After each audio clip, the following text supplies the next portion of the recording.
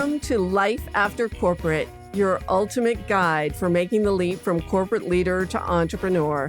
I'm Deb Boulanger, entrepreneur, executive leader, and founder of the Launch Lab for Women Entrepreneurs.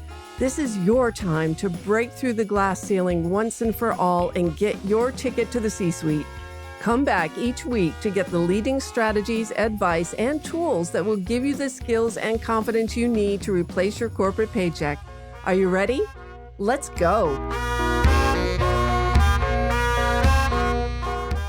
Welcome back to another episode of Life After Corporate, my friend. And if you are new to our show, welcome home. This is the place to be if you are leaving corporate to start your own business as a coach, consultant, or servicepreneur. You will learn the most critical mistakes to avoid when launching your business and what steps to take and in what order to stand out in your market and easily build a multiple six-figure business. And today we are tackling one of the most critical skills you need to get right from the start, and that is public speaking. It's one thing to be a whiz at direct marketing and learn all the things about getting your digital brand out there. But when you first start out, you need to get known. You need to carve out a space that you can own, and your ability to speak, to connect with, and garner the attention of your ideal audience is a critical skill.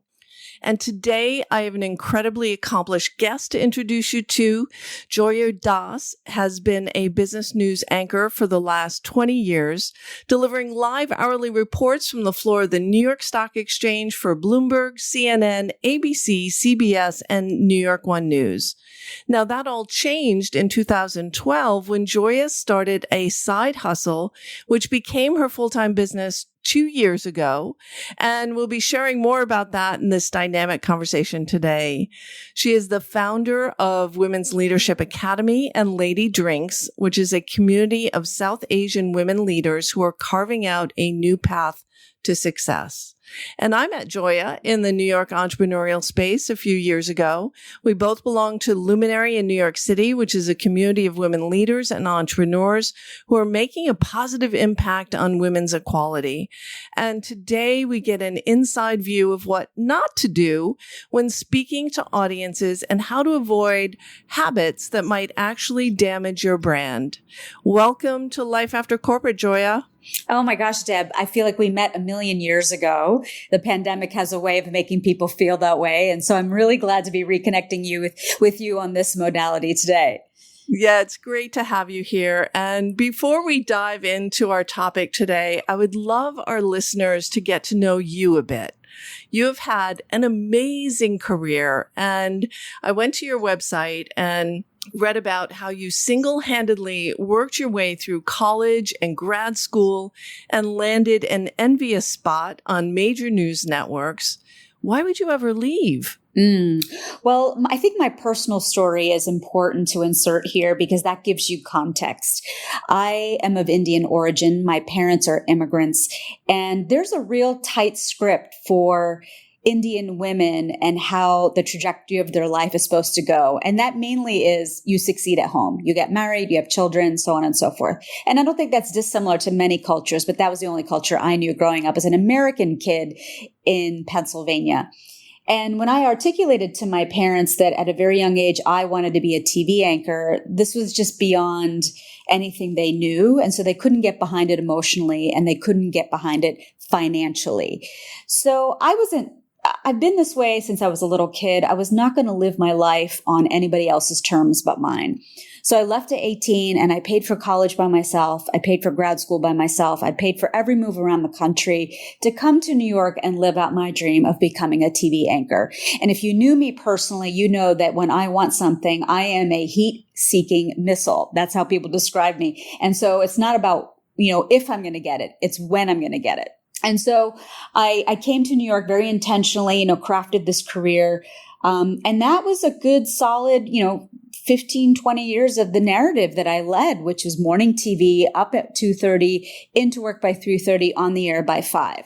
Now, why that piece is important is that morning news is it's a drive. It truly is. You are just showing up and you're just getting it out there and getting it out there, but you rarely get to stop and make things really beautiful. And so when my contract came up with Channel 7, ABC here in New York, I was like, I really wanted to launch a documentary production company because I wanted to take time to revise and I wanted to take time to tell longer stories that were beautiful. I wanted to be on my deathbed and be able to say, I did this. This was my body of work. As a side hustle, that truly started to take root. And I was hosting monthly meetups to build a pipeline of projects for us to work on. I had a business partner at the time. Her name was Greta. And what I didn't realize when we started hosting those first events in July of 2012 is how many lives I had impacted from the other side of the television camera. And 300 Indian women started showing up to those initial events. And I was overwhelmed. And then I was like, okay, I'm clearly in a place of responsibility, whether I like it or not. I had access. I was interviewing either the opening or closing bell CEO every single day on the stock exchange floor. What if I took that dynamic and moved it in front of this audience that was either on the precipice of starting a business, pivoting away from the parent-approved professions, and really just finding their way? And so what if I, on a weekly basis started to interview people that could help them shape that path? And so that was, July 2012 was the first event. I ran Lady Drinks on the side while I was still on the air, doing those obnoxious early morning hours, and then hosting events in the evening. And it just became apparent over the course of 7 years that I was spending all of my free time putting on events. Events give me so much joy that it was just time to stop doing two things half-assed and do one thing well. And truly, I think anything that is going to flourish and be successful needs your focus. Focus trumps talent any day. So it was just time for me to jump off the proverbial ledge, leave the paycheck behind, and give this my full attention. So 2 years ago, I left television to do this full time. But here's another piece that I'm going to layer on top of all of that. A lot of people will say to me, well, don't you miss journalism? You just asked me that question. Don't I miss it? Why would I leave? When you're part of a big machine like CNN or a big machine like Bloomberg, there are people sitting in ivory towers making decisions about you as the talent. And so, for example, if I found or had a relationship with a Misty Copeland, I wasn't necessarily going to be the on-air talent to interview Misty Copeland. But now, because I have my own business, I own the entire ecosystem. So if I do book Misty Copeland, which I did 3 years ago, I interview Misty Copeland in front of this audience. And so I really haven't left journalism. I'm doing journalism on my own terms. And I think that that's something that gives me immense joy. That's a beautiful context for the listeners too, because when we make this shift to entrepreneurship, it's not that we're throwing the past behind and everything that we've done up until this point becomes irrelevant. It becomes super relevant. It just becomes a new focus. So you're taking the talents that you have and you're focusing them and applying them in a new direction, and something that has heart for you, that has deep meaning, and that's exciting. Yeah. I mean, I've always been a curious sort. I think it's something that drove my father crazy because I was always asking why. But I think that that's what makes me a formidable interviewer today, is that I'm forever, asking questions because I'm naturally curious. Yeah, naturally curious. And you and I share that determination of, wanting to be in control. I felt the same way when I left Gartner, and I was there really gun for hire when it came to launching new services. And I just burnt out in that environment, but took my launch skills and decided to launch myself and then help other women launch themselves. And I want to get to our topic at hand today because public speaking is the currency of business. So when you are a coach or a consultant, it's actually the easiest way to enhance your personal brand and get your messages out to your audiences. And most people dread it. Few people actually do it well. So how can our listeners learn from your experience on what not to do when speaking from the stage or from Zoom or even podcasts like this one? I mean, I believe that communication and public speaking is one of the top leadership skills. If you're a new leader and you need your team to buy into your vision, you've got to be able to articulate that. If you're raising funding for your company, you've got to be able to pitch to investors and give them your why. I now, as an entrepreneur, have to sell every day. And it's so important for me to be able to very quickly, concisely, and cogently explain what my business does and why I'm standing in front of you, what brought me to your doorstep. So I think communication is so important. So I have some tips here of things because I'm now in a position of coaching other women on their public speaking. I now have a masterclass. I work with women one-on-one. I didn't start out advertising this, by the way. People just started coming to me and asking me for this training because it was very much in my wheelhouse.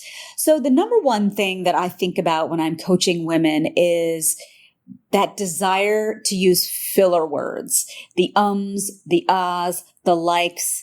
You see, we as humans are so uncomfortable with the silence that we have to fill them. And sometimes our brain is going so fast, we're actually talking much faster, and we're just spurting out a bunch of stuff that isn't necessarily a value add to your audience. In fact, what it is doing is dinging your audience's confidence in you, because when you're saying and ah and like, it really starts to detract from your message. So my number one problem that I see with women is using filler words when you lose your train of thought. And my solution to that, I believe in, always having tactical advice to buttress a problem, is that you've got to be able to learn to leverage the silence. If you find your thoughts going off track, just pause. Believe it or not, in this day and age when we are just oversaturated with stimuli, that silence can be disarming. It's going to force your audience to really sit up and listen. It'll take a bit of practice, but if you can start to leverage the silence, that can start to whittle away at your desire or need to use filler words. Before we go on to number 2, do you feel like we've gotten sloppy because of social media and that we're going live in Instagram stories, Instagram reels? And do you think that that's okay, or there's an opportunity to be more intentional even with the casual communications? Good question. I think that ivory tower that I speak of back when communications was really controlled by, like, let's say 3 networks, there was limited space for talent to really be those communicators. And now all of those tools, all of those channels by which we communicate have come down to a consumer level. So what does that mean? That means everybody can be communicating, but not everybody has been trained. So is it acceptable? No, because our attention spans, guess what, have also gotten smaller. So for me, if I'm listening to somebody just rambling around before they get into their IG live, I'll flip off inside of 3 seconds. Our attention span since 2012 has gone from 7 seconds to 2 seconds. So if you aren't, getting right down to business in those first 2 seconds, you also have not only availed yourself of a bigger audience, but you can lose an audience very quickly. So casual or not, you can be in a t-shirt and shorts, but I think that you really have to get down to it. And that comes from just building that self-awareness muscle, looking at yourself on tape, and investing in getting some training if that is important to you. That, I think, is a great plug for your speaker training that's coming up soon. So what are some of the other pitfalls that new speakers fall into? Well, not reading your audience, that's a big one. I'll give you an example of what that means. So yes, I did business news on television for 20 years, but my audience has changed. The same information that I would be sharing with a very sophisticated investor that's watching a Bloomberg television is not the same kind of information I'm going to transmit to somebody who is watching Good Morning America. Because that is a mom getting their kids ready for school, and I am white noise in the background. That mom may have Kellogg's in her portfolio, but she just wants to know if the stock is up or down. She wants to know if she's making money or losing money. She doesn't want to know about the 200-day moving average. She doesn't want to know about the 52-week high or low. She doesn't want to know about forward guidance. She just wants to know if her stock portfolio is doing fine. So I think it was really important for me sometimes even in the same hour, to always be making sure I was speaking to the audience that I was delivering to.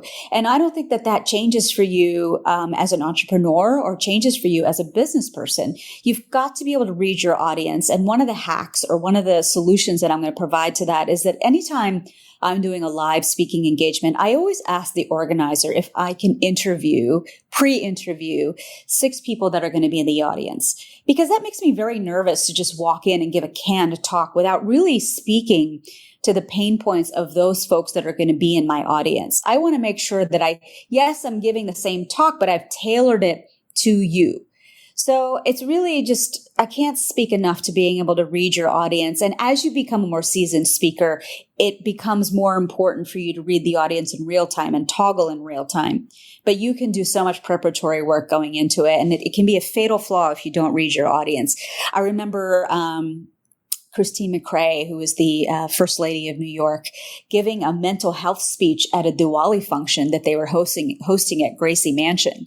She gave it 3 times. The 3 times that I've been at Gracie Mansion, she gave a mental health speech. And I was like, did somebody hand her the wrong speech? Does she not know that this is a Diwali celebration? Has nothing to do with mental health. So I think that that's like a grave example of someone who did not read her audience. That's a great tip. And I love your example of interviewing members of the audience. One thing that I do is usually send out an assessment so that I can understand where people are on a spectrum of understanding and where their skills are. So that's a great tip as well. I never thought of interviewing. I like that idea. Yeah. What about organizing your talk? What are some of the mistakes people make when they're preparing for their presentation? I've worked with now 10 private clients one-on-one. I've hosted 4 master classes. Most women come to those sessions thinking that it's about the elocution. Public speaking is about the diction. It's about the words that are coming out of your mouth. And once you get into it, once we're workshopping a talk, it really comes down to the way you organize your content. And more often than not, a bad talk is just badly organized. So I always encourage my students, and even myself today, if I'm going to give a talk, I want to write it all out. It's like taking your purse and dumping it all out on a table so you can find your keys. You need to be able to see everything in order to find the critical piece that you need to extract from it. So I always say you start with your takeaway first. If the world was ending and you had 10 words to leave the audience with, what would you want your audience to most know? So you start with your takeaway. What are they going to be thinking about long after you have left the room and they have left the room? And then you reverse engineer from there. You want to think about what you're going to promise the audience at the outset, and then think about storytelling. I think that storytelling gets short shrift, but Amazon is one of the biggest beacons of sharing new ideas by virtue of sharing a narrative. You've got to be able to tell a personal story in order to be able to captivate your audience and the folks in the room. So I always encourage my students to think of a personal story in order to be able to illustrate an abstract thought. I just did it a second ago when I told you about reading your audience and Christine McRae giving a talk about mental health to an Indian celebration of good over evil. So I think that better illustrates what I'm talking about than me just saying, hey, organize your content into a beginning, middle, and end. So important. And we're like sisters from another mister. I organize everything. In fact, every single podcast episode is written out. I take great care in the emails and telling stories. And it's really such an important skill because of that attention span. Like you mentioned before, whether you're writing an email or you're speaking in front of an audience, you have to captivate, and storytelling is a very powerful thing to do there. So I love that. You mentioned before silence, and that is such an awkward moment for many people, whether they lose their train of thought or they freeze when they're up on stage. So talk to us a little bit more about the skill of leveraging silence. One of my favorite examples to cite, and I'm going into another story here again, but silence in sales, and I've had to become such a formidable salesperson in the last couple of years, is when you have given the other party all of the information. This is my product. This is my service. This is how it works. This is how much it costs. This is how it's going to go. then you have to go silent. Because again, human beings don't love silence. It makes them very uncomfortable. Like the next time you're in a room with somebody, you say silent to see how people like wiggle in their chairs. But in sales, after you've given the other party all of the information, you've got to go silent.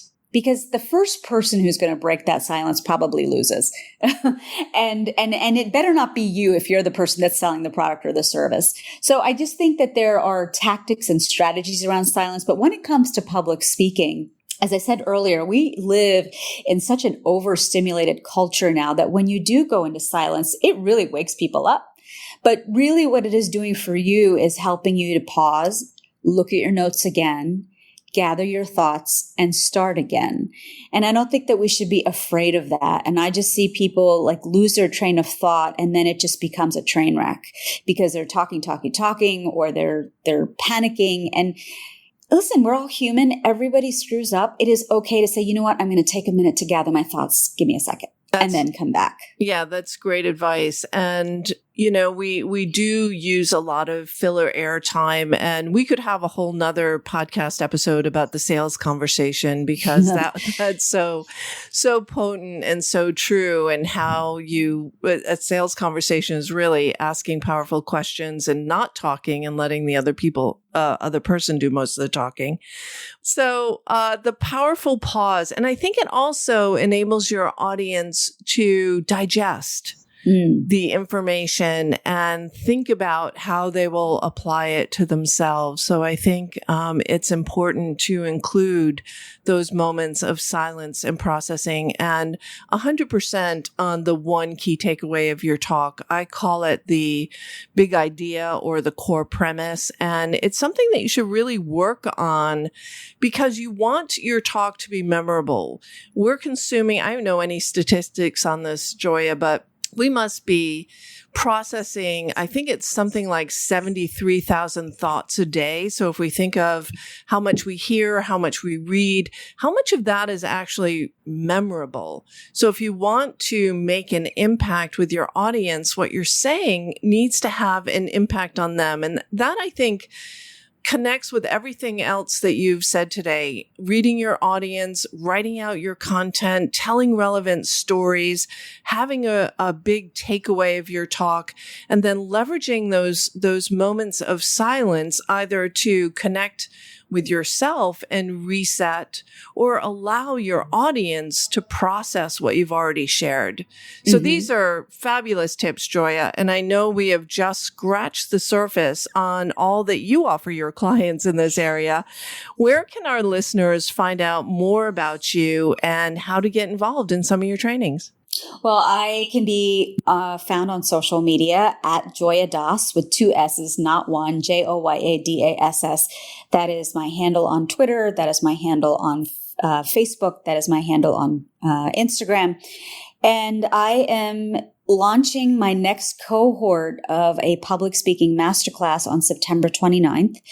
It is by request and by demand because we are all on Zoom for maybe a little while longer. And the way people are communicating is through screens. And so more and more women are just asking me on how they can show up more powerfully. They realize they're not getting the in-office face time. And so they need to be able to be powerful and compelling through a screen.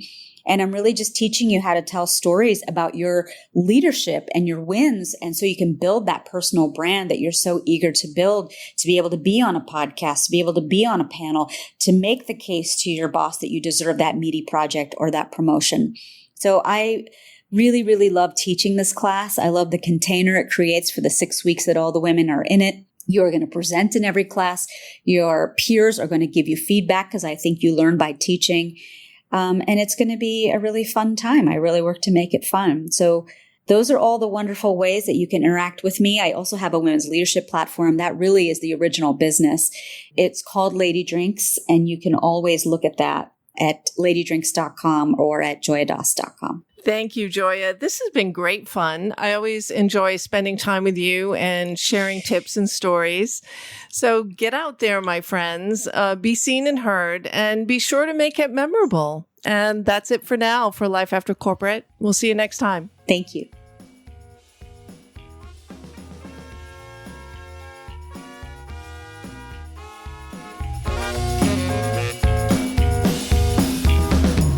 Thanks for listening, my friend. If you enjoyed this show, please head over to iTunes and subscribe and leave us a review. And be sure to hop over to the Life After Corporate Facebook group and join other growing entrepreneurs to get weekly tips on how to create more money and meaning doing work you love.